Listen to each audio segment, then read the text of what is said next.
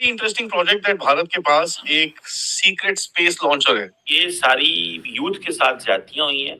कभी उनको हम रेडिकलाइज बना देते हैं, कभी उनको हम मदरसों में भेज देते हैं। अमेरिका, रशिया और चाइना के बाद इंडिया दुनिया का चौथा ऐसा कंट्री बन चुका है जिसने हाइपरसोनिक मिसाइल, इंतहाई साउंड की स्पीड यानी आवाज की रफ्तार।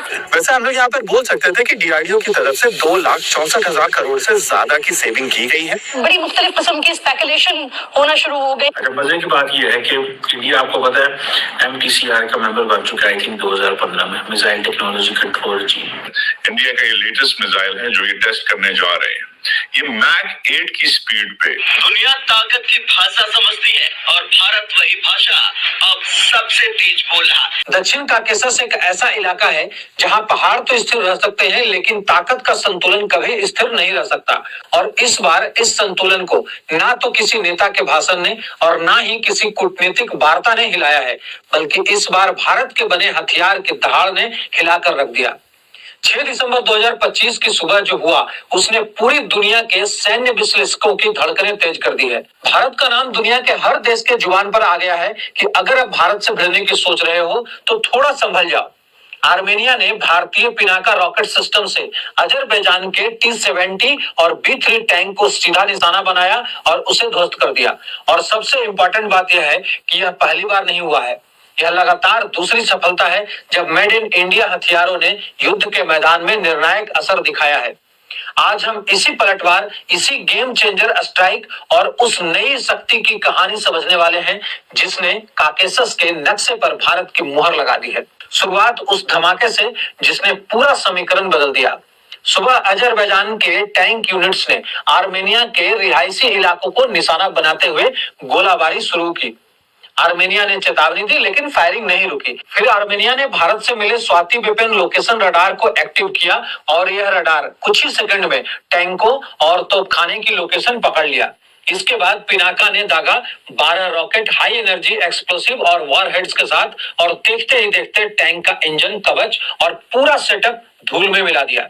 ये हथियार अब सिर्फ निर्यात का प्रोडक्ट नहीं है बल्कि असली युद्ध का बादशाह साबित हो रहा है। इस ऑपरेशन के बाद आर्मेनिया अब तक 3 अजरबैजानी टैंक ध्वस्त कर चुका है। 2020 के युद्ध में जहां अजरबैजान ने तुर्की से लिए गए ड्रोन और इजरायली तकनीक के सहारे आर्मेनिया के 200 से अधिक टैंक उड़ाए थे, आज वही अजरबैजान भारतीय हथियारों के सामने जवाब खोज रहा है। 2022 की हार ने आर्मेनिया का रूस पर भरोसा तोड़ दिया था। मॉस्को की देर से आने वाली सप्लाई और सीमित सहायता ने आर्मेनिया को कमजोर कर दिया। फिर आर्मेनिया ने नई दिशा चुनी भारत के रूप में। कुछ ही वर्षों में भारत ने आर्मेनिया को दिया 6 पिनाका सिस्टम, 61 ATAGS हॉवित्सर, आकाश मिसाइलें, एंटी टैंक मिसाइलें और सबसे इंपॉर्टेंट स्वाति रडार। इन हथियारों ने आर्मेनिया की फायर पावर को बिजली की तरह तेज, सटीक और आधुनिक बना दिया। नवंबर 2025 से 4 बिलियन की ब्रह्मोस और सुखोई MKI सपोर्ट डील पर बातचीत जारी है। ये क्लियर इंडिकेशन है कि आर्मेनिया अब अपनी सुरक्षा नीति में भारत को मेन पिलर बना रहा है। आर्मेनिया के कमांडर्स ने पहली बार खुलकर स्वीकार किया कि भारतीय हथियारों ने उनकी मिलिट्री बेस को मजबूत कर दी है। पिनाका के अलावा हमारे पास रॉकेट कैपेबिलिटी क्या क्या है जो आर्टिलरी सिस्टम के अंदर आती है? देखिए, आर्टिलरी सिस्टम के अंदर अगर रॉकेट कैपेबिलिटीज की बात करें तो हमारे पास स्मर्च रॉकेट सिस्टम है। स्मर्च रॉकेट सिस्टम के अंदर अलग अलग किस्म के रॉकेट्स का इस्तेमाल किया जा सकता है। पिनाका से बड़ा लग रहा है थोड़ा। पिनाका से बड़ा है और इसके अंदर भी अलग अलग किस्म के रॉकेट्स इस्तेमाल हो सकते हैं। तो ये एक कैपेबिलिटी इंडियन आर्मी के पास अभी है। और जैसा मैंने कहा कि पिनाका के पास जब 300 किलोमीटर वाली रेंज आ जाएगी तो फिर ये पीछे चले जाएंगे। और स्मर्च के अलावा हमारे पास में अग्नि-1, ये भी आर्टिलरी का हिस्सा है। इसके अलावा BrahMos missile, land attack BrahMos missile, land to land. Nag तो एंटी टैंक कैपेबिलिटी वाली, वो एक अलग चीज है। हाँ। तो ब्रह्मोस मिसाइल भी हमारे पास में है जो कि बहुत इम्पोर्टेंट है। और क्योंकि ब्रह्मोस मिसाइल की खासियत ये है कि उसकी बहुत हाई मनूवरेबिलिटी है। टर्मिनल स्टेज पर वो काफी मनूवर कर सकती है। यानी कि अगर दुश्मन ने कोई पहाड़ के पीछे, कोई मान लो पहाड़ के पीछे एक टनल बनाया, टनल के अंदर सुरंग में उसने बहुत स्ट्रेटेजिक हथियार छुपा के रखे, उनका मिसाइल सिस्टम अंदर छुपा हुआ है। कोई आर्टिलरी का गोला पीछे जाके और सुरंग में नहीं घुस सकता।